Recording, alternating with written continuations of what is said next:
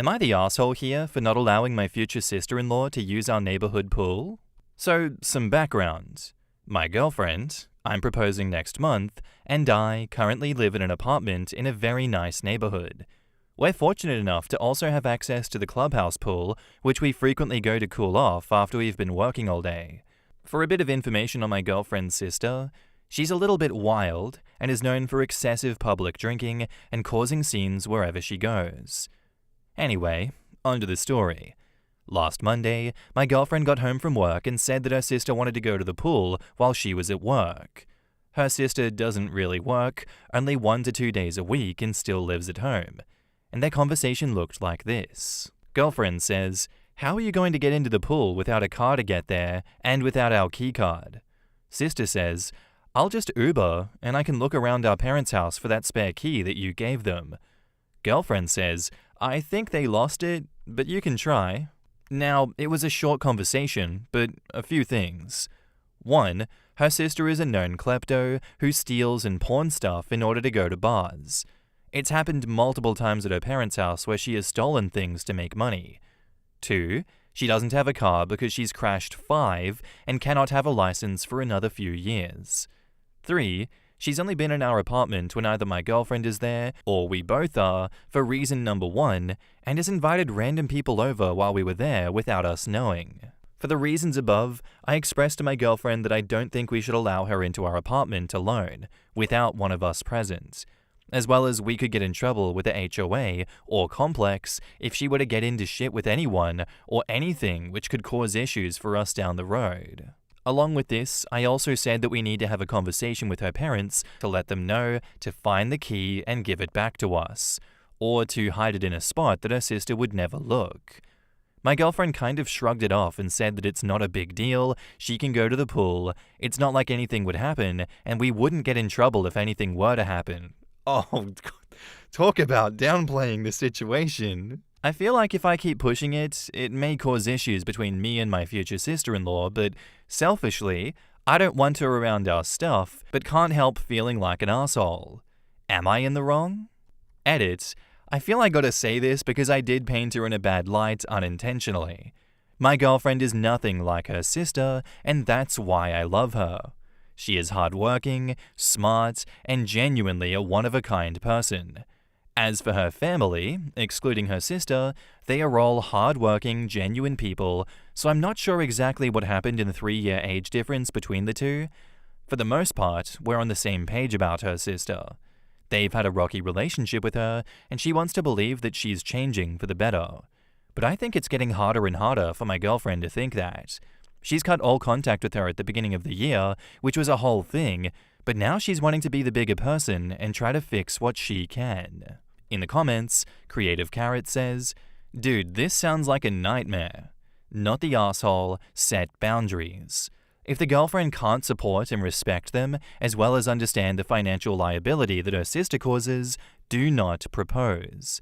Explain where you're coming from, explain this is a hard boundary, and if she cannot respect it and you, then you need to think about the future." OP replies, "Let me preface, my girlfriend is usually on my side when it comes to her sister, as they've had their own issues, but it's just one small thing that we don't see eye to eye with. We're still talking through it all. And overall, I think we both think the same thing regarding this. It's just different to my girlfriend because that's her big sister who is her family, and family is very important to her as a side note." Creative Carrot replies, "Family or not, big sister who acts like a child or not, liability is liability. You and the girlfriend are on the lease, not the sister. If the sister does something, who is legally and financially responsible? Who will the management company hold responsible? Some rando or the people that they have a contract with?" OP replies, "Good point. I texted her when we're gonna sit down and talk about it tonight. I'll update you all on what happens. Hopefully I won't have to return the ring." Wild Black Hat says, "Also, if there's a risk she takes the key at her parents' house, you need to get that key back yesterday." As someone who worked in property management for both apartments and an HOA, I hated when families would show up to use the facilities without the actual resident, and then get butthurt when asked to leave. If a resident gave their keys to a non-resident and were not present when using the facilities, it would mean that they would lose their privileges. Had one warning.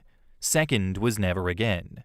My boss trespassed a teenage boy and his friends for coming without parents. Rules are rules. She's your guest, you are taking responsibility for her. You're responsible for what she does. You could lose your privileges, and I bet if you read your lease or HOA rules, it'll have something stated in there about the use of facilities, which may cause you to be evicted. OP says, this is great insight into it. Thank you. If this is one of those pool rules, this is a perfect reason for you to say no to the pool usage. Also get your locks changed. Bro, how do people like OP exist? I don't get it. Do people not have survival instincts? I guess he has some better survival instincts and wariness about the situation than his girlfriend, but oh my god, he's like, whoa, I'm sorry guys. I didn't mean to paint the kleptomaniac in a bad light. That's my bad. Here's my apology. Oh my god, she's burnt you guys so many times. At what point do you just cut her off completely until she shows that she can be better? Like, you just kept bringing up instances where she's done something abhorrent, something that shows she can never be trusted again. So many times! And you're just like, you know what? Maybe we should let her in and use the facilities. I feel like an asshole for saying no to her. Guys, I'm really feeling bad about this, and I might have to call off the engagement. What? Seriously, what is going on? I feel like I'm going crazy. Someone should not have to do so many mental gymnastics in one post. How are people this all over the place and scattered? No, you're not the asshole for not allowing your future sister-in-law to use the pool. No, this should not cause a breakdown in your engagement. You would expect, if you're going to marry this woman, she's going to see reason. Hopefully, but, if she takes her sister's side for this one, maybe there's reason to hold off on the engagement for a bit. And now, on to the update. First off, I just want to say thank you for everyone's advice, especially those who have been in a similar situation. So last night, my girlfriend got home from work and we had a conversation about the whole ordeal. I started it off with how many of you suggested, and I brought up a copy of our lease agreement as well as HOA club and house rules. In both, it clearly states that any guest who uses the facilities must be accompanied by the owner of the lease. Failure to do this may lead to immediate eviction or financial liability. After pointing this out, my girlfriend said that she understood that part, and that she's been thinking about how she acted during this whole thing. She went on to explain that for once, she just wanted to treat her sister as her big sister, and not a kid that constantly needed watching. Well, I guess after giving her examples of ways that could backfire on us, the sister is already thin trust with us, she agreed with me, and we decided that it would be best to do the following. 1. Try and find the spare key from her parents' house and retrieve it. My girlfriend is going today to do this. 2. Contact our landlords and have our locks changed. This works out because our front door locks are starting to stick. And 3. Set clear boundaries with the sister. This includes not being here unless one of us is present, no invitation of random people to come over, and if that is done, then she has to leave, and if anything is not followed, then contact will be cut. My girlfriend already sent her a text message about this, and I told her that I can be the bad guy if she'd like me to. Her mom actually called me today and said that what I did was a very adult way to go about it all, and she appreciates me also standing up for my girlfriend to her sister. The biggest thing that I think also helped was putting this in future perspective with my girlfriend. I laid out a scenario of when we, hopefully, have a house one day and kids as well. Would we really let someone who has a known alcohol problem, as well as issues with stealing and safety, watch our children alone? She started to cry and said no. I explained to her that's why we need hard boundaries now so that they are not crossed in the future when we have bigger responsibilities. I have a few other things to say, so I might make an edit, but again, thank you to everyone for their advice. You really put it in perspective for us. OP did not make an edit, unfortunately. In the comments, Creative Carrot says, I've been waiting for an update to see how things went. While I understand why she would want her sister to be a big sister, I'm glad to know that having an adult conversation worked and she did not respond out of anger for you making extremely valid and adult points. Kudos for offering to be the bad guy. It's a crappy role to play, but an important one sometimes. It sounds like no reason to return the ring if she sticks to it. With her sister, tough love, which is still love, is needed, and that doesn't mean your girlfriend can't support and love her. But boundaries need to be clear and held to, otherwise Big Sister will continue to do whatever she wants to do, thinking there will never be consequences for her actions. Hopefully this is all real and not a farm account because the ending seems good, but you did a lot of posting yesterday and some were mod deleted, so... OP replies, "Lol, yeah, I saw that. I did create a new account, but it's because I made my first Reddit account when I was like 10. I was dumb and made it very easy to identify myself. Never felt I actually needed strangers' advice until now, so made a new one. Thanks for those words. And yeah, I almost said exactly the same that you did. Tough love is still a type of love. Thanks again." Yeah, it's good to see someone finally hold her sister accountable instead of just brushing it off. Stepping up like that takes guts, especially when it risks tension in the relationship. If she stays firm, there's no reason the engagement should be on shaky ground. OP replies, "Yeah, I think that she should stay firm on the boundaries. She's been burnt before by her sister, so hopefully this is a new chapter in it all." You know what, good for them. And I don't think I should be advocating all the time for cutting off people like I said there.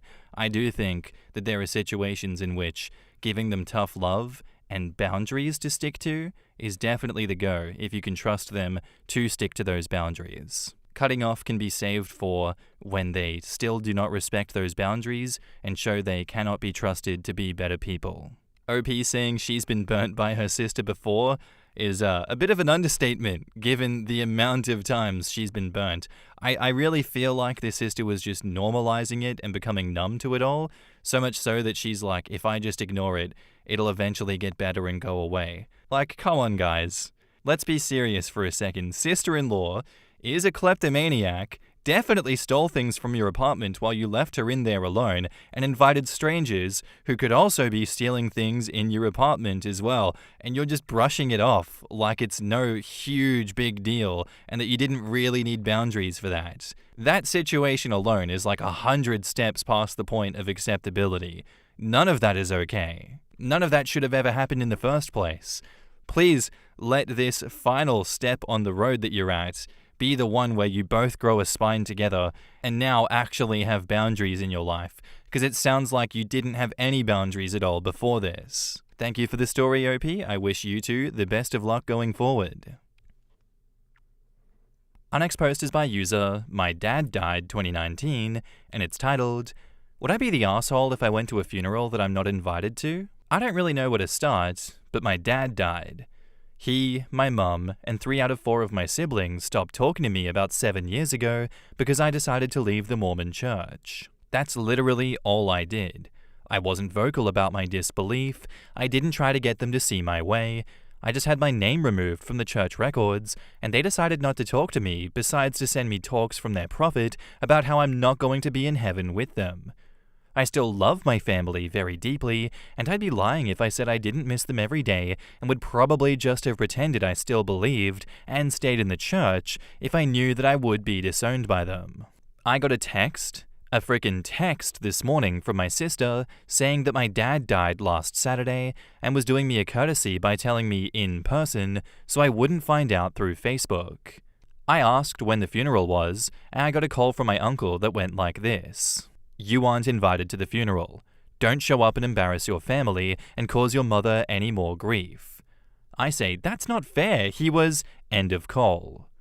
And now I'm being sent texts from my other siblings saying that I can always see Dad again one day if I come back to the church, and I just don't know what to do. I'm just kind of heartbroken. I know I wasn't his favorite person when he had died, but for goodness sakes, I'm still his daughter. He was my dad. He taught me how to ride a bike and to cook and how to shoot a gun. He was there through my first breakup and when I graduated and when I moved into my first apartment. I still love him. I had hopes of reconciliation and had dreamed of him walking me down the aisle one day, but now I can't even say goodbye to them because I decided that I don't believe in their God? The funeral is Friday, and I really want to be there. I'm grieving too. Would I be the asshole if I went? In the comments, info.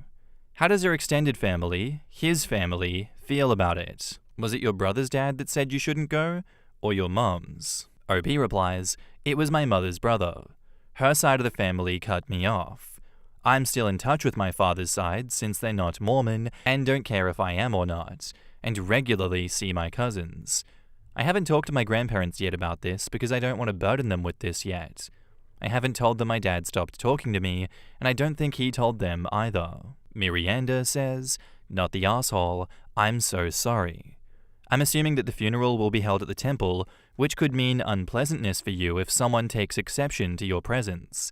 You have to decide what you're willing to risk by attending, because it's likely that someone would make a scene or be otherwise unpleasant, which could turn an already difficult day into a real trauma for you. My sincere condolences on your loss. OP replies, the service will be held at his ward chapel and the burial will be at the local cemetery. I'm almost certain if I go that one of my older siblings will have something to say to me. That's why I'm not sure if I should go. B. Pine says, years down the line, what would you regret the most? Having an argument with family who cut you off who you already have no relationship with, or missing the last moment to say goodbye to your father? Back up to the post, there's an edit. First, I want to thank you all for the advice and kind words. It really did help. I called my brother before his flight yesterday, and he encouraged me to go to my grandparents' house and talk to them. There's a lot of stuff surrounding my dad's death that I didn't know about, and it plays a big role in why my mum and family hate me even more now and don't want me at the funeral. My dad had been diagnosed with thyroid cancer in June. He talked to my grandma and grandpa about me and what had happened. I guess he had been against cutting me off, but did it because my mum ultimately said that it was her or me. He talked to them about wanting to reconnect with me because he didn't want to die on bad terms. This caused a fight with my parents, and they argued about it up until last week. My dad decided he didn't care if my mum left him and started staying at my grandparents' house. He was on his way to my place when he was hit by a drunk driver and killed. So my mum and family ultimately blame me for his death. Last night was a hard night for me, and I'll admit that I partly blame myself too. My dad's sister is letting me stay with her and ride with her and my grandparents to the funeral. My dad's family has been very kind to me this past 24 hours, and I'm glad that I'll have them to lean on during the funeral. I don't think my mum will make a scene at the funeral if I'm with my aunt. She is scared of her, but my brothers and sisters might. My big brother's flight comes in soon, and he and I already talked about going together to the wake that my dad's side is hosting. I'm hoping since it's at a bar that none of my Mormon family will be there, and I can be surrounded by people who I love and remember my dad. Honestly, I was still torn about going because I do feel a little bit guilty about his death, but he wanted to spend the rest of his life with me in it. So I'll definitely be at his funeral. Damn, that is pretty soul-crushing to know that he did want to reconnect and he was on his way. And this is why we need the death penalty for drunk driving. Just kidding. No, we don't need the death penalty, but it's situations like this where I question why we even give drunk drivers licenses again. Because the fault is entirely on the drunk driver in this instance for causing OP as much harm as they have. I don't know if we suspend their license for life, but I really do think there needs to be harsher punishments than we already have to prevent drunk driving from occurring. That to me is the real culprit in this situation. You know, obviously, OP's family cutting him off is not good either. But that is the slightly lesser of two evils in this instance. I, for one, don't agree with the way that Mormons just cut you off when you leave the faith. That's completely wrong, and I don't understand why it's a practice that continually gets pushed by them.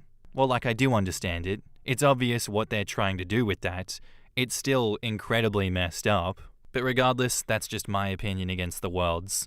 OP is not the asshole here. The drunk driver and his entire family that cut him off are all pieces of shit for what they have done here, and they should feel bad. They should feel bad for doing that. Like, how dare you say he's not allowed to come to his own dad's funeral? That behavior is genuinely repulsive, and we should bring back public shaming for that. I really do believe that.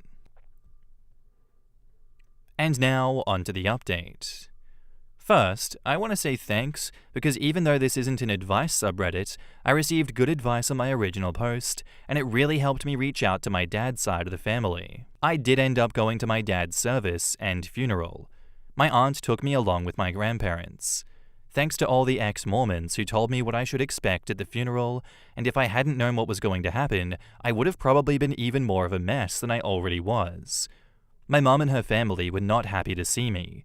She didn't even talk to me during the funeral, which I guess is a lot better than her yelling at me. My older brother sat with me and my dad's side of the family during the funeral and was my support through the whole thing.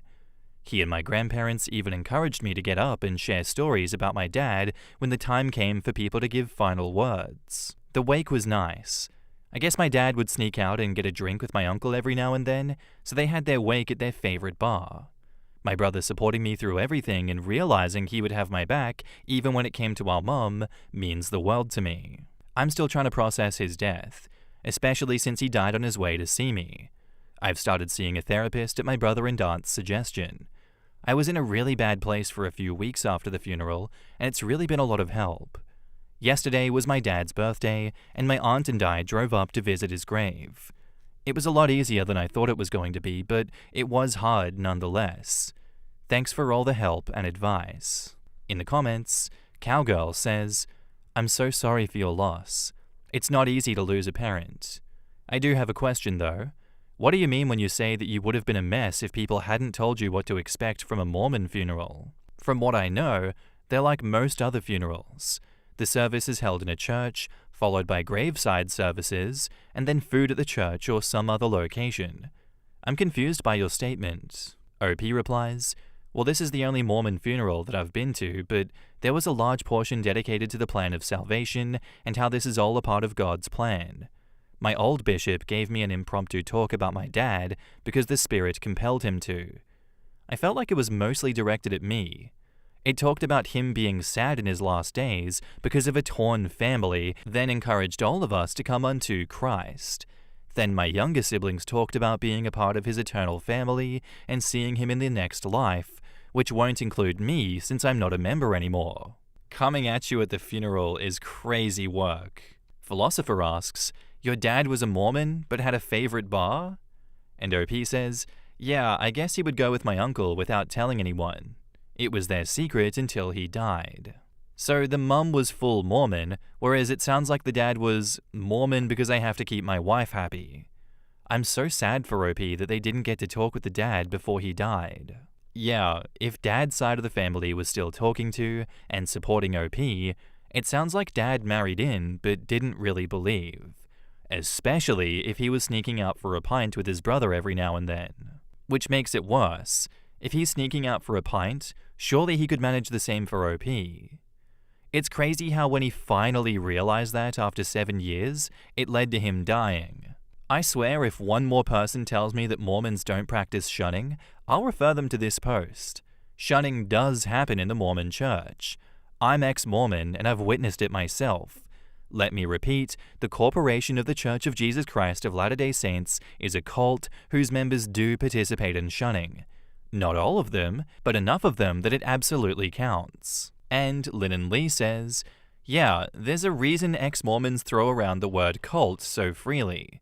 Most Mormons aren't like this, but Utah County and rural parts of Utah and Idaho are really, really bad.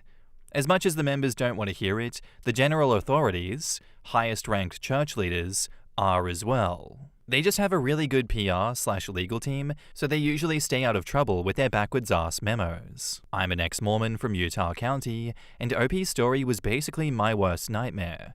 When I removed my records, I got the months of emails with guilt-trippy sermons too. I wasn't disowned, but it was obvious that I was considered a lost cause. It's been about 10 years since I left. My parents have mellowed out a lot, and most of my other siblings have also left the church, but my relationship with my parents never really recovered.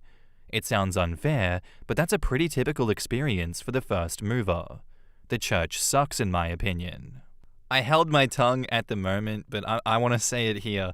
Killia Curry's comment, "It's crazy how when he finally realized that after 7 years it led him to dying, not doing the same for OP, sneaking out for a pint." I was going to say, damn, God works in mysterious ways, huh? Because, like, that's insane. The one time that he finally broke it after 7 years, God sent a drunk driver his way. You just couldn't make this one up. Sometimes the truth is stranger than fiction. But no. Really. I'm glad OP was able to go to the funeral and able to be surrounded by a support system that saved him from the brunt of the hit that he received from his family. For them, in their final words at the funeral, to point him out and publicly shame him is some nasty work. That is truly evil. Oh yeah, we're all gonna see him in the next life, except you. Except you, sitting in the front row right there.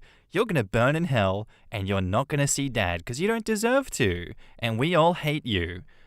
I'm saying this at his funeral, guys. Who's gonna stop me?